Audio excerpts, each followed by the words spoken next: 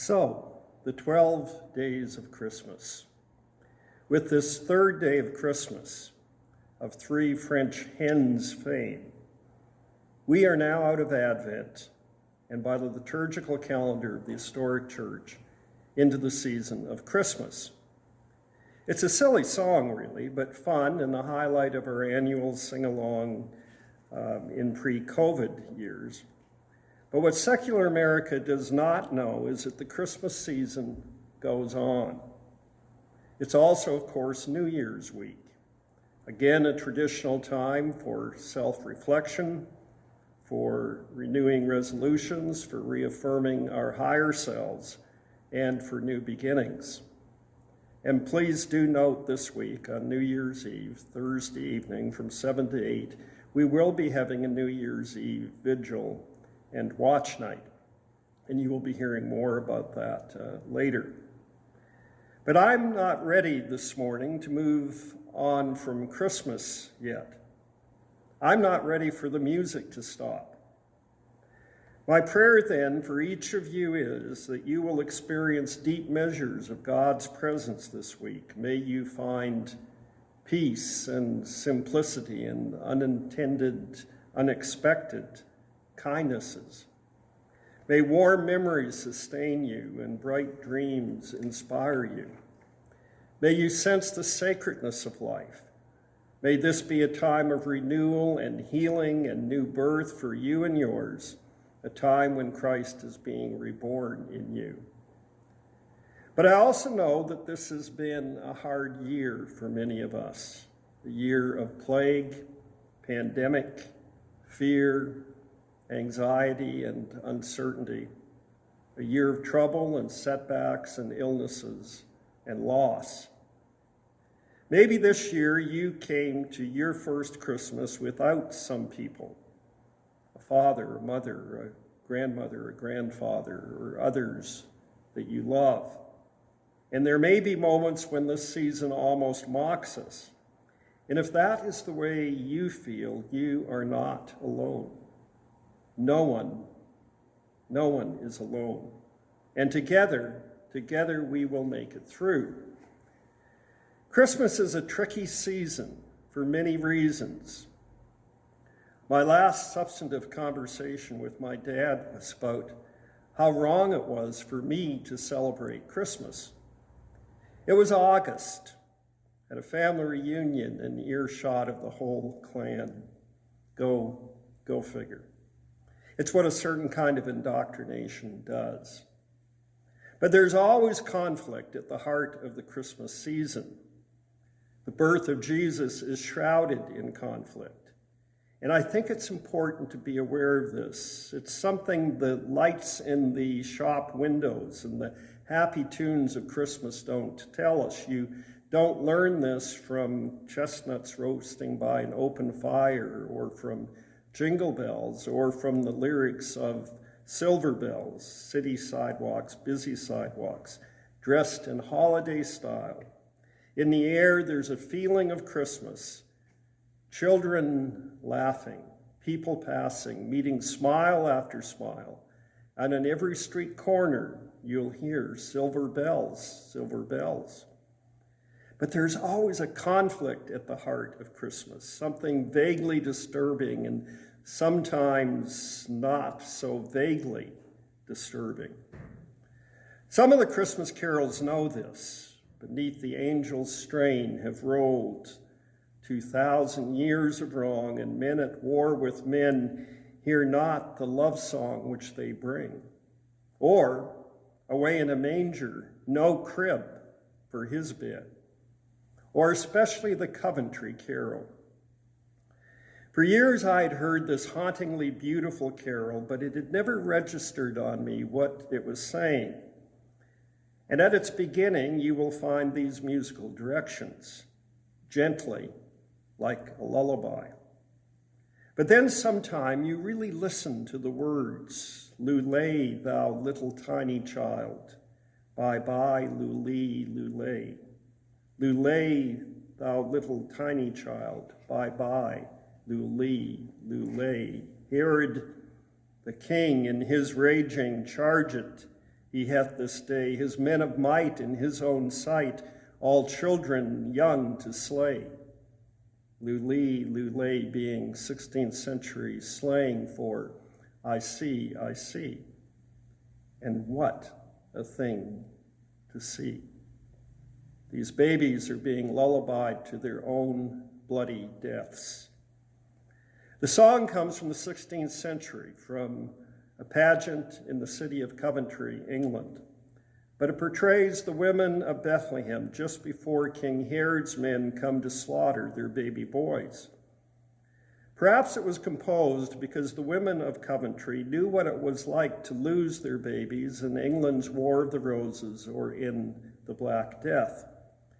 In any case, Matthew tells the story in chapter 2, how King Herod, driven by fear, the crown sitting uneasily upon his head, realizing now that he's been outwitted by the Magi, that they are not coming back to tell him where the baby boy was born, is furious, and he gives orders to kill all the baby boys in Bethlehem and its vicinity. Jesus, of course, has already escaped. An angel had already warned his father, Joseph, to flee with his family to Egypt. But now all the little boys in Bethlehem, 2 years and under, are killed in fulfillment of the prophecy of Jeremiah, chapter 31, verse 15. A voice is heard in Ramah, weeping in great mourning, Rachel weeping for her children and refusing to be comforted because they are no more. And so the story of Jesus begins in heartbreaking tragedy, in the slaughter of little boys and in the inconsolable grief of young mothers. And the fact that Bethlehem was and still is a small village, and that there were probably only a few baby boys, does not remove the horror of the story. Visualize a day of terror, soldiers scouring the countryside, forcing information from whomever they meet, breaking into homes, jerking baby boys from their mother's arms, leaving behind almost deranged hysteria. The story of Jesus, which is our story, uncovered from all the festivity, begins in tragedy and violence and conflict. And if sometime this Christmas season you feel a shudder and sense of terror and maybe wake up at night wondering, there is nothing unusual about that. Christmas is about life and death and conflict. Above the manger, life and death hang in the balance. So John in the book of Revelation pictures the birth of Jesus in chapter 12 this way: as a radiant woman about to give birth with a red dragon with 7 heads, it will attack from everywhere at once, standing over her to devour the baby. Jesus was, is, and always will be an enormous threat to all who clutch at power, to all driven by pure ambition, to all who must have things go their way, and sometimes the lives of little boys still hang in the balance. So the baby Jesus is born with a price on his head, because to certain powers that be, he is always a threat. To certain people in power, he is always the dangerous alternative, the threat to their power. He exposes their pretensions and undermines their legitimacy. He whispers in their ears, smoke and mirrors. Your power is smoke and mirrors, which in the middle of the night they already know. They've always known. Beneath the tinsel of Christmas, beneath the bright lights and the shopping mall music, just out of the camera angle of the Budweiser Clydesdales lurks the lule of tragedy. Herod the king in his raging. Christmas is, in fact, a collision of 2 worldviews, 2 ways of approaching life, 2 ways of approaching problems. One way is Herod's. Herod was approaching his 70th birthday. He was the king in Jerusalem. He had made himself useful to the Romans, and he had reigned as their puppet king since 40 BC, 36 years now at the birth of Jesus. Herod is still called the Great. He was a great builder. We can still see his work at Masada or in the great stones of the Western Wall in Jerusalem. He built aqueducts and theaters, and he rebuilt in glorious fashion the temple in Jerusalem.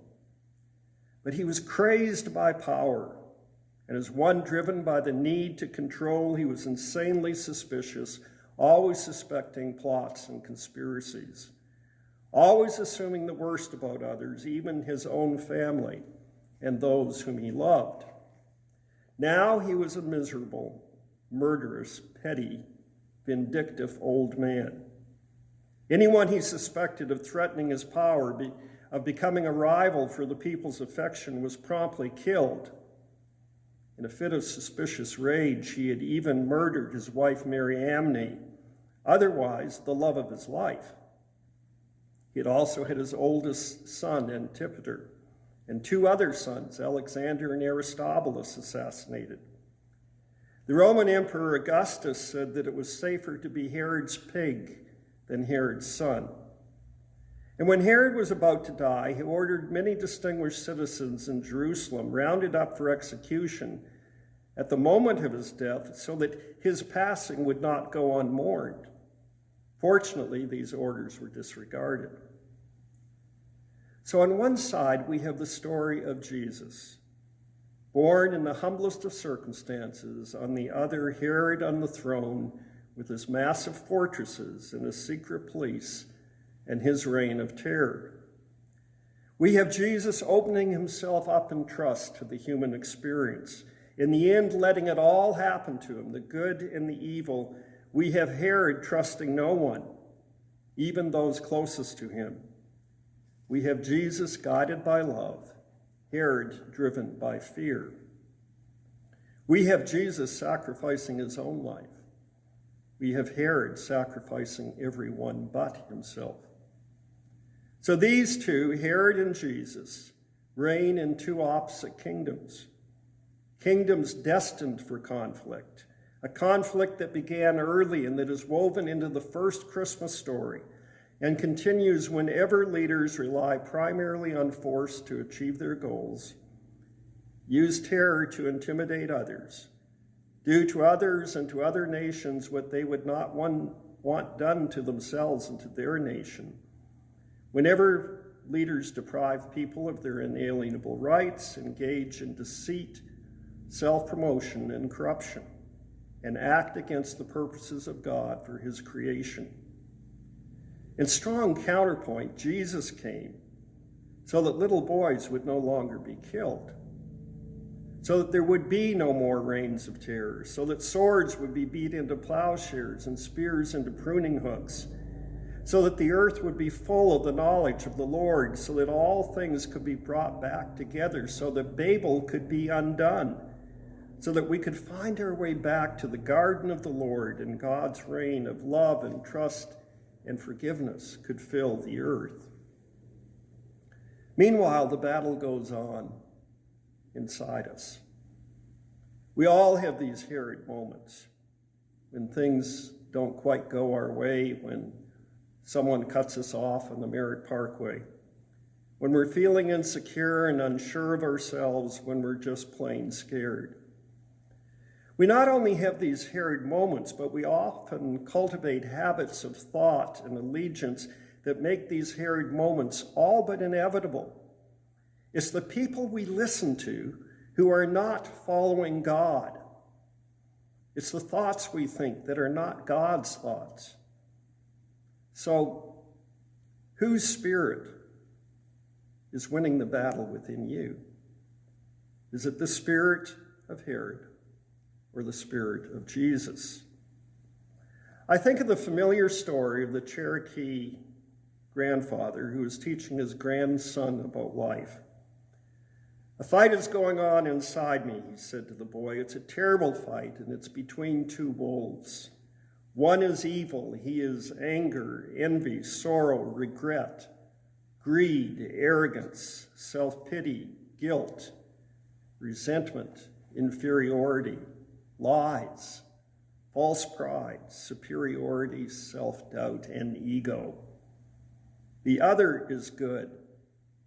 He is joy, peace, love, hope, serenity, humility, benevolence, empathy, generosity, truth, compassion, and faith. The same fight is going on inside you and inside every other person too. The grandson then asked his grandfather, which wolf will win? And the old chief simply replied, the one you feed. So who is winning the battle inside you? Jesus comes to us bearing gifts. He says, trust me and I will release you from the way of Herod, of all the fear and anxiety, the terror and the sadness of being Herod. Trust me and I will free you from needing to always have things go your way as you want them to go or as you think they should go. I will lift off your shoulders the need to always be in control. I will save you from power struggles, even within your own family. I will liberate you from suspicion and fear. I will give you the peace that comes from letting go and celebrating the mysteries of life. I will give you the contentment of living gratefully and appreciatively with those around you. I will give you the joy of knowing that you're okay even when things don't go as planned. And you will see trees of green, red roses too, skies of blue and clouds of white, bright blessed days and dark sacred nights. Can you hear the amazing good news in the Christmas story? We come to the call this morning, which wolf will you feed? Whose spirit will you feed? The spirit of Herod the king in his raging, or the spirit of Jesus? God calls each of us to open up our hearts, to open up our minds, to open our souls so that God can conceive once again his sacred life in us. Whoever you are, old or young, whatever you've done, whatever you're struggling with, the child shall be called, remember, Emmanuel, God with us. Jesus will be born again within you. Your soul will be resurrected. God will heal and restore you. May this be your experience this week and in this new year. This could be the best time of your life, a sacred time that transforms and heals, redeems and empowers. May these days of Christmas and then New Year's be a sacred time of rebirth for each of us.